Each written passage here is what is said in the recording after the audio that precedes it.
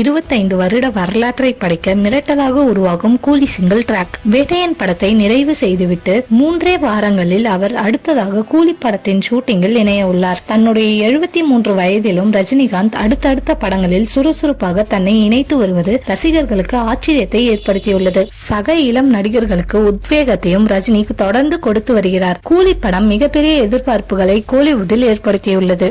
வேட்டையன் படம் முடித்து 3 வாரங்கள் இடைவெளி எடுத்துக்கொள்ளும் நடிகர் ரஜினிகாந்த் அடுத்ததாக லோகேஷ் கனகராஜ் இயக்கத்தில் கூலி படத்தில் இணைய உள்ளார். இந்த படத்தின் ஷூட்டிங் ஜூன் மாதத்தில் துவங்க உள்ளதாக முன்னதாக லோகேஷ் கனகராஜ் அறிவித்திருந்த சூழலில் தற்போது ஜூன் 6ஆம் தேதி இந்த படத்தின் ஷூட்டிங் சென்னையில் துவங்க உள்ளதாக கூறப்பட்டுள்ளது. படத்தில் நாயகிகளுக்கும் முக்கியத்துவம் தரப்பட்டு கேரக்டர்கள் உருவாக்கப்பட்டுள்ளதாக லோகேஷ் கனகராஜ் முன்னதாக தெரிவித்திருந்த சூழலில் படத்தில் நடிகர் ரஜினிகாந்திற்கு ஜோடி இல்லை என்று கூறப்பட்டுள்ளது. முன்னதாக லோகேஷ் இயக்கத்தில் வெளியான கைதி பட ஸ்டைலில் கூலி படமும் உருவாக உள்ளதாக கூறப்பட்டுள்ளது. கூலி படத்தின் ஷூட்டிங் தொடர்ந்து ரிலாக்ஸாக எடுக்கப்பட்டு அடுத்த ஆண்டு கோடை கொண்டாட்டமாக படம் ரிலீஸ் ஆகும் என்று கூறப்பட்டுள்ளது. இந்த படத்தின் பாடல்களை வெறித்தனமாக உருவாக்க அனிருத் வேலை செய்து வருகிறாராம். தான் இசையமைத்த தங்கமகன் படத்தில் இருந்து தனது அனுமதி இல்லாமல் கூலி படத்தில் பயன்படுத்தியுள்ளதாக இசையமைப்பாளர் இளையராஜா கூலி படத்தின் தயாரிப்பு நிறுவனமான சன் பிக்சர்ஸ் நிறுவனத்திற்கு நோட்டீஸ் அனுப்பியிருந்தார். இந்த பிரச்சனைகளை எல்லாம் மிஞ்சும் அளவிற்கு கூலி பாடல்களை உருவாக்க திட்டமிட்டுள்ளாராம்.